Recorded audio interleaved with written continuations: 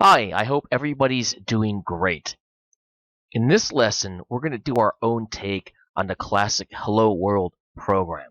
Traditionally, Hello World is the first program you write when learning to code. For example, if you learn to program in C or C++ on a desktop, you may have written a simple program to write Hello World to the monitor. While it's possible to write to an LCD screen with an Arduino, we're going to blink an LED instead to make it simple for beginners. We'll get into using LCDs a little bit later. In this lesson, we're going to learn about a few things, including two basic electronic components, resistors and LEDs, and three functions you'll use a lot: pin mode, digital write, and delay.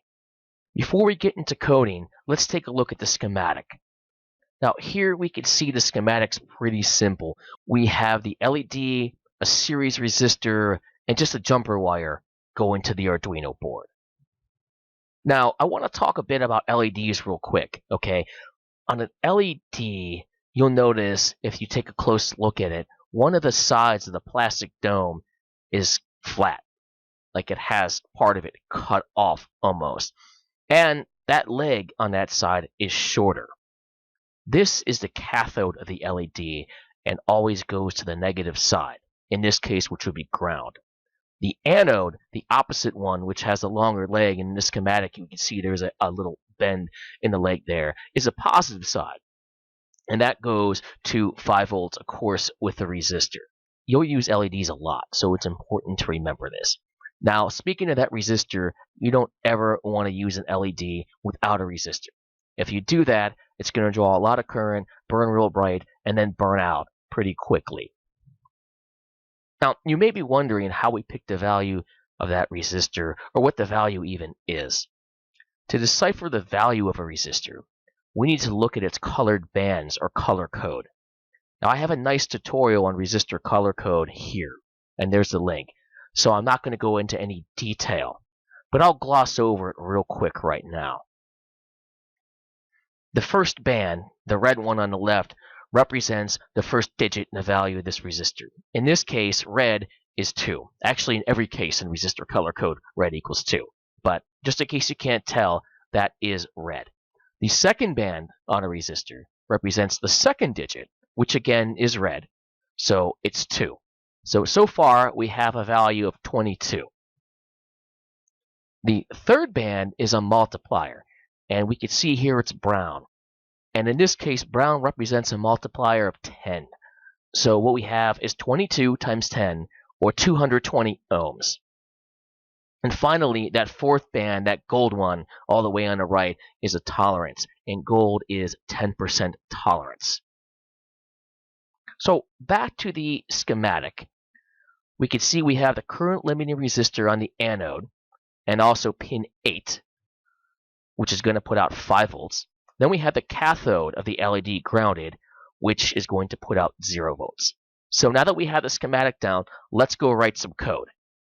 So here we are in the Arduino IDE, ready to write some code. And as usual, when we first open up the IDE, we see these two functions here, setup and loop. And again, it is absolutely critical that you include these two functions. If you don't, your program will not compile.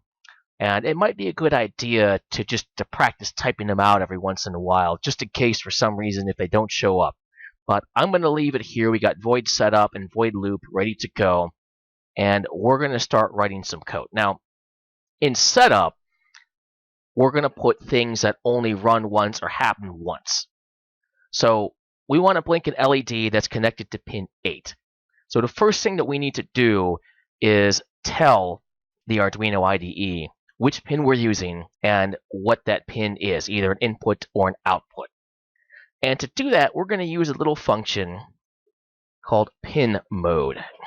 And we see here right away I type pin mode, and it changes color. And notice too that the P is lowercase and the M is a capital M. Now, this is something known as camel case, and if you don't type this exactly right, for example, if I were to type pin mode, it doesn't change color.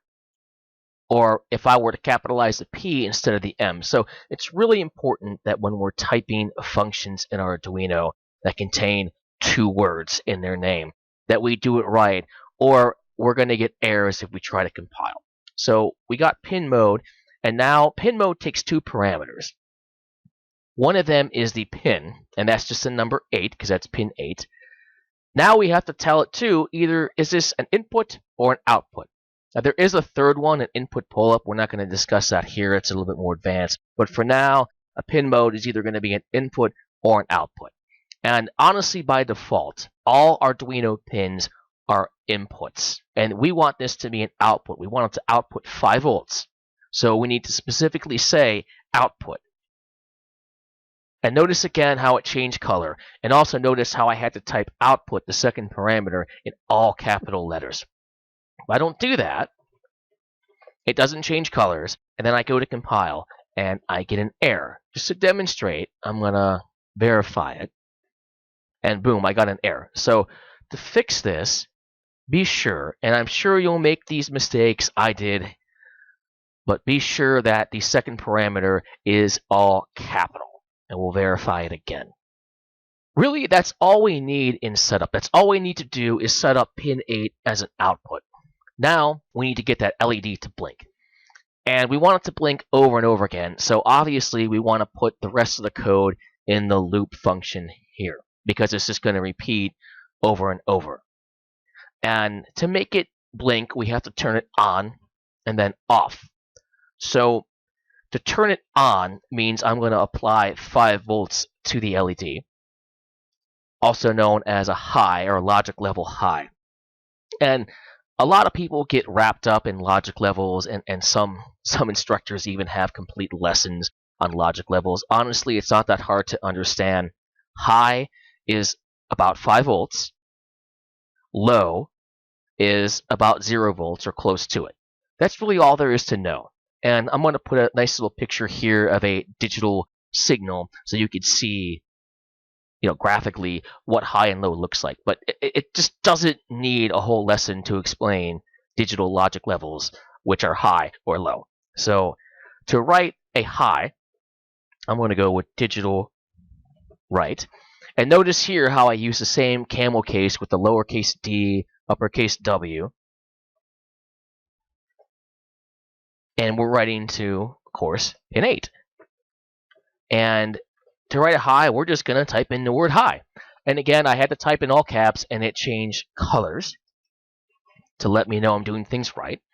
And then we want to turn it off. So now we're going to write a low. Pin 8 again, and low in all uppercase. So let's go ahead and just verify this just to make sure so far that we haven't made any mistakes before we test it out. Okay, looks good. Let's go ahead and upload this and see what happens.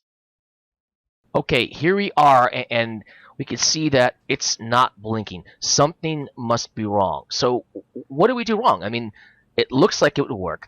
Let's go back to the code and check it out.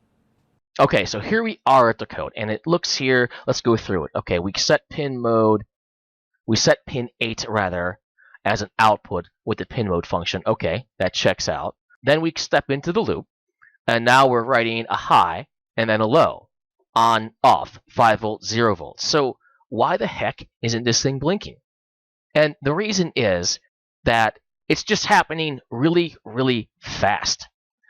Now, the Arduino's crystal is a 16 megahertz crystal. It clocks the chip at 16 megahertz. That's 16 million. And each instruction, some instructions are going to take more than one clock cycle, guys. So know that. But for all intent, let's just say that each instruction takes a clock cycle. So we're looking at this thing blinking probably several million times in a second. I don't know the exact number, but it's blinking really, really fast because it's running through this loop really, really fast.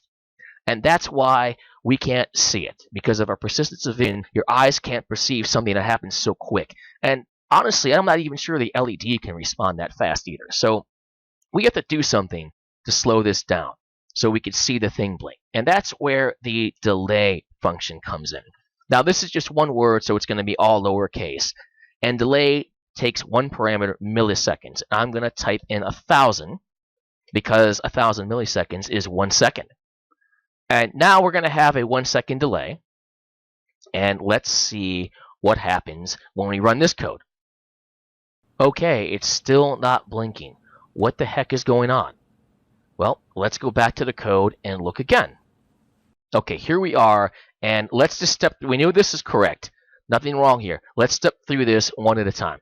So first, we put 5 volts to pin 8.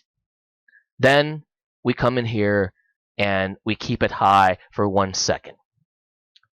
Then it goes low.